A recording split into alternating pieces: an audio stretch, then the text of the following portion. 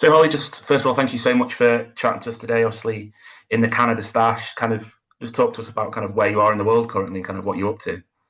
Yeah, so currently we're in a training camp. We're in Perth, Ontario. It's like 34 degrees, probably the hottest we could have chosen to have this camp. But we're essentially in a training camp before we head into South Africa tour. So it's all like big picture wise, it's just a small piece of the puzzle for World Cup prep. I was fortunate enough to be involved in Pack 4. That was my first senior tour with Canada due to a few unlucky injuries and timing and stuff. So yeah, I'm in Canada, Ontario, and hoping and waiting on selection for South Africa tour as it stands. So And you mentioned kind of you were involved in Pack 4, so obviously people know you as a Bristol Bear, kind of been over there for a long time. Kind of what is your journey to get into Bristol, I suppose, and then also get into being called up to the Canada squad? I started in Canada, to be fair. I was 15 years old. I was playing boys American football. I was failing French class. The French teacher was the boys American football coach, and he said, "Holly, come join the boys team." I was the first girl to ever do it in my high school. It got me a passing mark in French class, and it was one of those sports where, as much as I loved it, it wasn't something I could properly pursue. So someone said, like, look, Hole, like Banff, probably 20 minutes away, they've got a women's rugby program. You should go and join it. You know, hit some girls your own age and see how you get on. And I fell in love with it immediately. Like the whole ethos around rugby and the way that there's a position for everyone. It stole my heart, and it became basically the centerfold of everything I did from age of 15 onwards. I got into my first under 18s program for Canada, their pathway stuff. So I played Canada under 18s, Canada under 20s. Got into that university setup, played a little bit in Calgary, and then it was kind of COVID, and I had said I really want to pursue it. So it was a ton of emails back and forth to it was Kim Oliver at the time, who was the head coach of Bristol Bears a few years ago. And yeah, it's just stars aligned basically. Bristol's a place that's very close to my heart. I was born and raised there, North West, and my family immigrated to Canada in 2008 to pursue their dreams, my parents. So being able to play in England and then going back and being able to play at Bristol for Bristol Bears, just it meant the world to me. So yeah, fast forward 4 or 5 years later of playing Premiership rugby in the PWR, um, despite a few injuries which probably delayed the process significantly, I was enjoying my first proper international tour with Canada, for their Pac 4 series. So yeah, it's been quite a journey. Um, and then obviously this is probably one of the biggest years for women's rugby, and to have a seat at the table, or like just even just to be surrounded by so many incredible athletes and travel to so many places, it feels like I am finally living the dream that I set myself out for 10 years ago. And obviously, you mentioned kind of heading out to Pack 4, kind of what kind of the sacrifices for not just yourself, but also obviously the Canadian athletes in the squad to kind of be flying out to New Zealand, kind of you were over in America as well, Australia. Just kind of how tough is that with obviously so many people will know the funding issues that are around the squad, but perhaps can you talk us a little bit about that as well and kind of people who might not know kind of the other sacrifices and difficulties around it? Yeah, I think I felt like a spoiled brat. I will say felt like a spoiled brat playing for Bristol Bears in the PWR, like one of the best training facilities I've ever been involved in, a very well funded program. The whole Premiership in England is probably one of the best semi professional premierships you can play in for the women's game. And there's tons of Canadians in it. And rightly so, because they are genuine quality athletes. They're not ranked second in the world for no reason. My experience going to Pac 4 was a unique one. I think, like I said, it was the peak dream. Oh my God, first senior call up, one of the best programs in the world in terms of on pitch performance, surrounded by the best athletes, some of the most talented, creative coaches I've ever had the privilege of working with. But there was this just like weight around the whole situation because of the funding, because of the idea you set out in your head about, going away in the big leagues per se, and it didn't feel like that. Like the culture the group created was incredible, and I was surrounded by some of the most grateful individuals I've ever met. But bigger picture wise, like the money strains and the money struggles for a player to be in the program and try and still have the pressure to perform and be a top two in the world team, it was unbelievable. And like it's unrealistic for us to think, oh, it needs to be the same experience that England may be having or New Zealand may be having or all the other talented nations in the top eight. I think Tyson spoke about it previously. Like we're probably in the top eight ranked countries in the world. We're probably the only ones who aren't on contracts. So there's no, guaranteed income. There's no way you can plan your life around it. And when you are on tour, your experience as a Canadian athlete, you are going to be mindful of money and budget. And we're not going to have all the extra amenities or things that other programs are probably thinking is the baseline norm. I think that was eye opening for me going to Pac 4 and seeing how much sacrifices everyone else was making, as well as myself. And the hard graft, it wasn't unique to just me by any means. And a lot of people set their soul out a long time ago to want to perform and win at the World Cup. And when they said, like, it takes whatever it takes, they genuinely meant it. And that did mean career progressions on hold, side hustles, any sort of anything you wanted to pursue bigger picture, you couldn't. Everything has to just wait because we were making the trip to PWR to play in the Premiership, or whether that's France, New Zealand, few people played in Australia, just trying to find some sort of rugby and hoping that you'd get a paycheck at the end of it. Other nations, like amazing, and for women's sport as a whole, so commendable. You see the investment of England rugby, 26.5 million Canadian dollars a year is what they spend on their women's program. New Zealand is probably around 10,000, Scotland 6.5. Like when you look at those WXV teams that played, the six that were in that tournament, Canada's below them by a mile, like tons. Like we're nowhere near like where they are in terms of investment, yet from a performance point of view, we're neck and neck. So you can imagine the strain and the stress on players, on coaches, on management, like not having the money but still expecting the same outcome. Something's got to give somewhere, and obviously we're making it happen, and it's something we're incredibly proud of as a nation. But also we don't want to be that hard done by nation for the future. We want something to change, and I don't have all the answers for it at the minute, but it's a unique situation to be in. I think one of the difficulties that people have spoken about in the past in terms of Canada is the camp life, because obviously I believe you're pretty much in camp all the way through now to the World Cup near enough, aren't you? Because in the past it's been so difficult to have players coming in because Canada's so vast and the teams have been players have been playing over in the PWR or New Zealand, like you said. So kind of how important is it to kind of be in camp now and kind of have that ability to be with the squad kind of all the way through? Yeah, it's like from a performance point of view, the more time we have together is unbelievable. And you'll see the difference in performances from the beginning of Pack 4 to the end. The cohesion of the squad is amazing. Now, when you're a Canadian who's going to join a different style of play, whether that's England rugby premiership, whether you're playing in France, whether you're playing in New Zealand or Australia, you are going to have to adapt to the styles of play and what they're trying to achieve. Canada plays a very unique style of rugby, very fast, very free flowing, really exciting to watch. You get stuck in those habits, you're going to have to break out of a few, a few habits that you would have set with your premiership teams. We're not a squad that has the privilege of being together a whole lot. So this year, there's so many amazing positive amendments we've made to the schedule to prep for the World Cup, and that being we are spending 80 days together in total.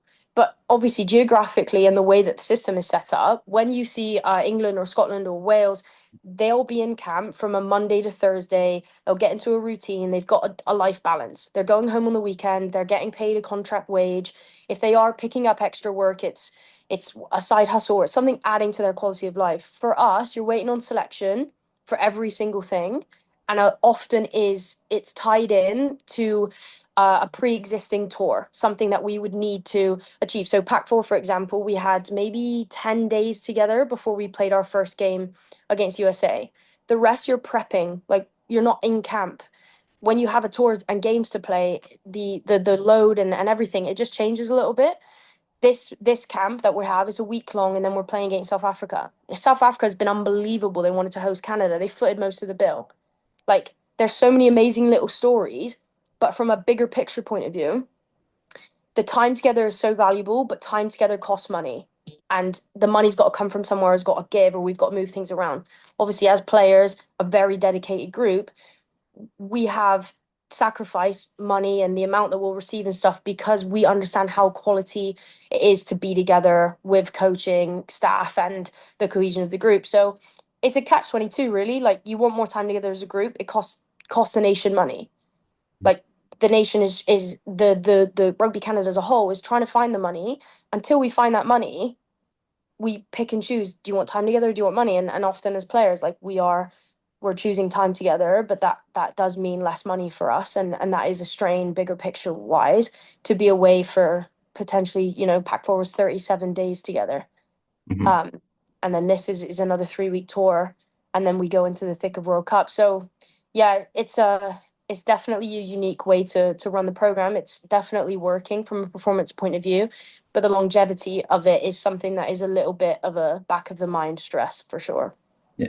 My next question was going to be why is this fundraising needed? But you've kind of massively answered that. But kind of how important is it for the future, I guess, to kind of see the success of this Canadian national team, but also set it up and the strength of it being set up for the future? I think that's probably the most important bit for us, is the future. Like, anyone could kind of grit their teeth, get their head down, and dedicate the next, what is it, couple months away, the World Cup. And Canada's demonstrated probably for the last cycle, both their sevens and 15 side, that with or without this funding, their ambition stays the same. Like, we're training hard, and the passion in the group will carry the athletes and will perform at the World Cup whether we reach this goal or not. So, like, that's been a given. It's probably not the nicest position to be in as an athlete. Usually you see these kind of fundraising efforts or these questions be given to a nation that's struggling, underperforming. Like, oh, come on, like, they need help, they need help. Canada on one side is demonstrating that they're performing probably some of the best performances that they can put their name to, and as we're playing and training, we're building without the other side of the bargain of the funding. So I think for us, the future of this money and, like, the structure, or however that may look, whether it's better contractual support for when we are going abroad, or just maybe scheduled time together that's fully funded, and things, and you're going into environments where you don't want to be thinking about money. You don't want to be calculating how many hours you got to work at your 0 hour contract job because you've decided to take, less strings attached to try and make income to support yourself. Like, there's so many tiny little 1% wins. Bigger picture in Canada, the culture shift. I think if we have a successful World Cup, which we will, and we perform and inspire a nation, or inspire the world, or become one of the most entertaining nations to watch and to be taken really seriously, does that then shift things in Canada? If we were talking about ice hockey, we wouldn't even be batting an eye because the love and the popularity of the sport nationwide is huge. Rugby, unfortunately, unlike England, like, unlike New Zealand, like, rugby in Canada isn't as big as it could be.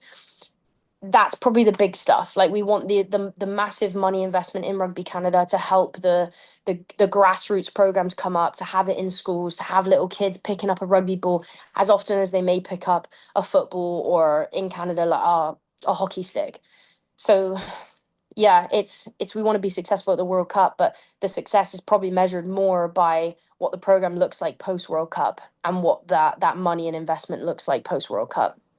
You kind of seen the recent success of the Canadian national team kind of come through already with the under 20s. Obviously, they played in that transatlantic series last year against Wales, and England was brilliant. I went to one of those match days and they were so good. They toured Ireland this year. It's great to kind of see it already starting before this kind of the biggest World Cup that has been in the women's games happened. That it's already starting, isn't it? Yeah. The thing is, like I said, I went through the pathway program for Canada, and the coaching unbelievable.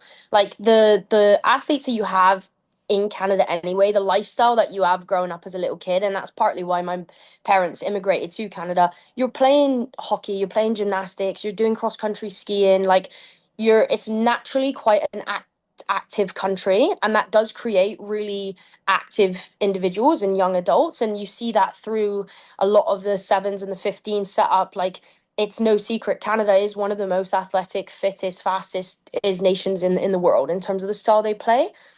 The thing that we don't often touch base on is Canada's system, so you're under 18s, you're under 20s, it's pay to play. So I correct me if I'm wrong, I could be really wrong. I think England's setup is a little bit different. You get selected to represent your country at an under 20s level. You're not necessarily earning a wage from that as a young athlete, under 20s, under 18s, but it's not costing you money. So regardless of your background, regardless of where you are, if you've got something to offer in terms of rugby, you're going on those trips. Canada, unfortunately, we're not in a position where we can offer under 18s and under 20s a free trip wherever that may be, and kit and all those expenses that are no secret. It's pay to play. So I remember I was 15 years old. I was struggling. I wanted to do this. I wanted to pursue it. My sister sold her MacBook, 1,100 Canadian dollars, and that paid for me to go on a 10-day or two-week trip um, to go and trial for Canada. And then I fundraised my way through the entire pathway stuff. Now, it takes a massive amount of stress as a young person in school, added stresses of athletes and performing. Like, you think how many athletes are probably falling through the cracks because they're not privileged enough to have that money or be able to spend that on getting themselves recognized early. And then you think the young adults, like university students, you might be, what, 19, 20, 21, something to offer. You want to grow Canada's overall rugby. You want provinces playing against each other. You want people to be pushing to play representative rugby, similar to the county setup in England. That's pay to play as well. And that's a hefty amount of money you've got to pull. Tons of people just aren't in a position to be able to fork out money and keep paying it into the system. So I think even just from like a national, like, oh, okay, like we're senior women and we want, a little bit better wages to support ourselves at the highest level, from a grassroots point of view and a building the rugby as a whole, that pay to play structure, which is necessary with the current setup in Canada, is also probably one of the biggest challenges and hurdles we need to overcome, because there will be diamonds that get missed. The next superstar that get missed because they can't put their money forward to be involved in those setups. So yeah, it's a difficult one. And you mentioned kind of the stresses of kind of not knowing about the funding for like personal kind of when you're trying to perform, kind of how tough has it been for you kind of this during Pac 4 and kind of this block, and kind of how supportive of, obviously, you do a lot of coaching over in at the university, kind of how supportive have everybody been over in Bristol for yourself and kind of for helping you pursue your dream? Um, yeah, moving to the Premiership was huge for me. I'm going to be honest, hand on heart. I'm not on a contract with Bristol. I don't receive any money. Played there for 4 years. I've over 50 caps. Like, the salary caps within the Premiership are tight. The way that Bristol invests in other areas of their program obviously does hinder a little bit about how much we pay individual players. Coming into the national team, I'd already done all of my pathway stuff. I've paid to play under 18s, under 20s. I had two really unlucky injuries last year, which put me out of um, contention to get on the plane to go to WXV, and before that was Pac 4. Bristol was unbelievable, supported me through a lot of injuries and medical stuff, and I had a great season with them in the PWR. Um, Having the facilities and the access to just such high level rugby, it doesn't cost me anything.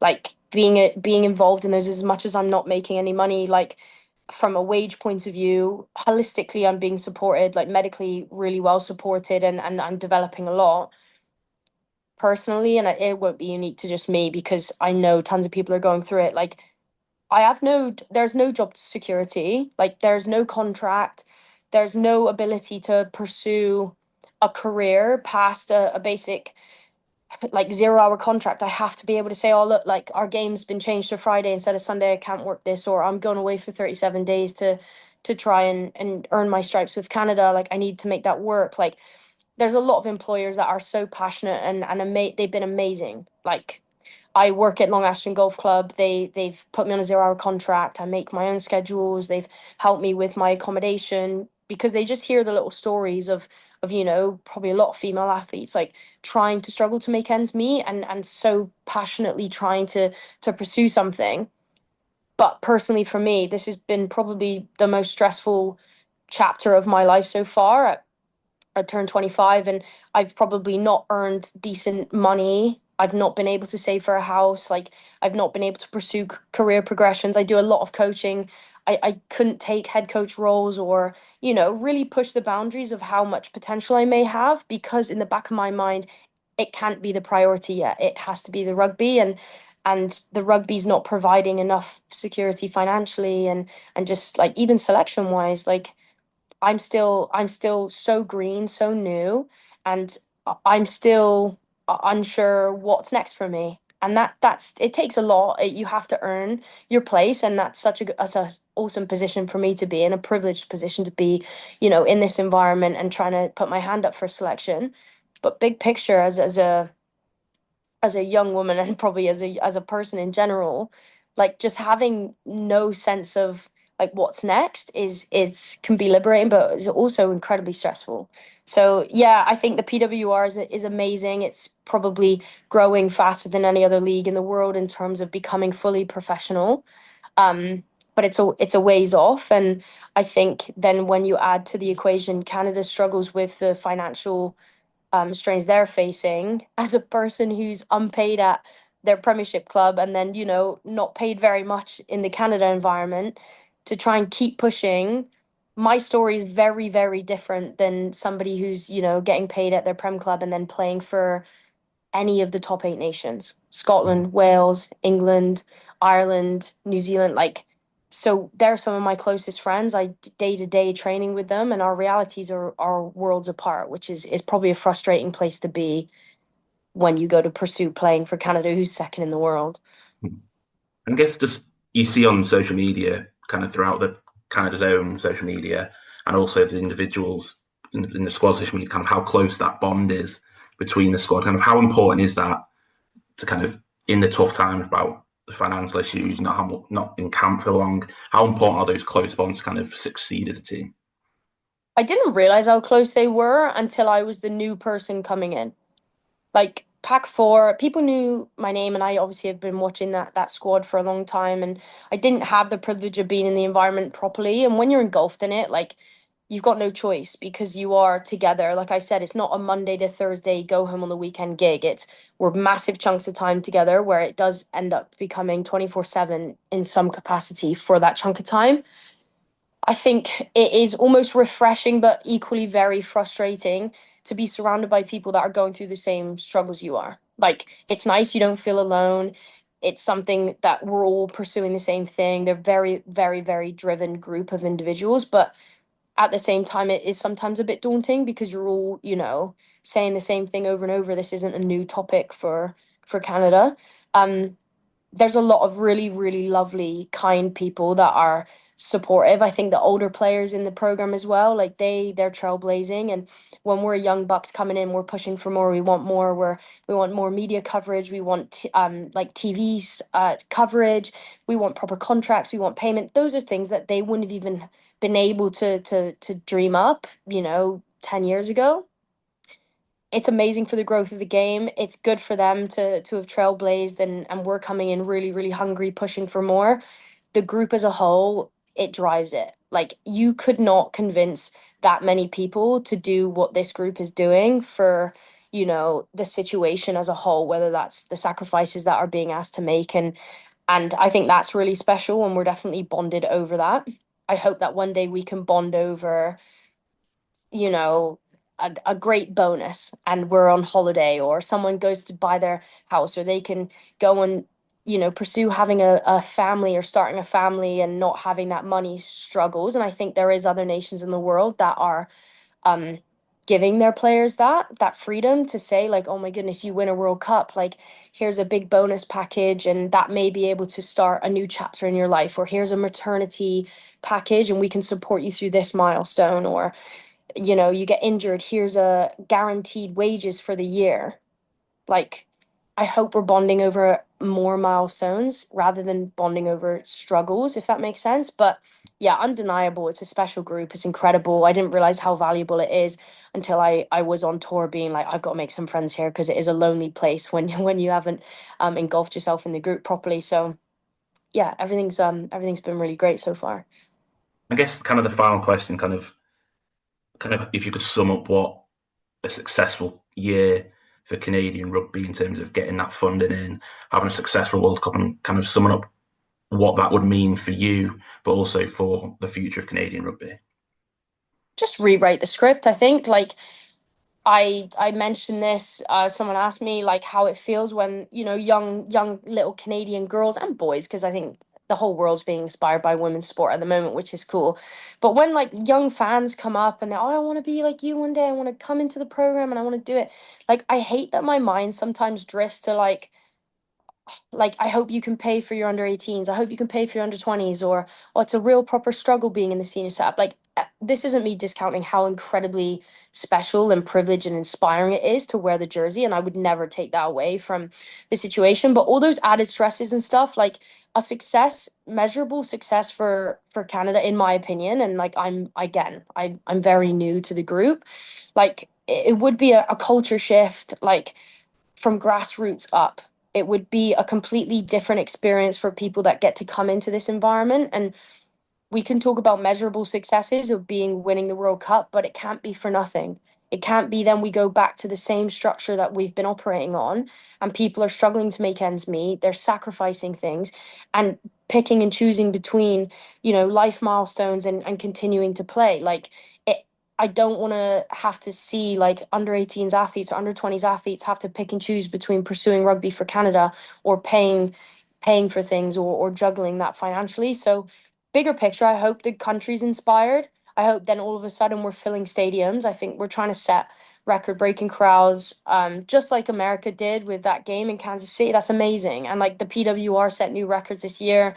That's incredible. And the France League is growing. I think Canada, we need to push for some sort of different investment, whether that's from the government, whether that's from the world, just being inspired and putting that money into the program, and then maybe restructuring things so that there is potentially contracts and they don't have to be massive or year long, but like for periods of time, a little bit of secure money, and for then the pathway programs to be structured a little bit differently so that we can keep finding the talent that is probably dotted around Canada everywhere. Perfect. So, Holly, thank you so much for chatting to us today, and best of luck for this next year, and hopefully see you at the World Cup. Yeah, thanks so much.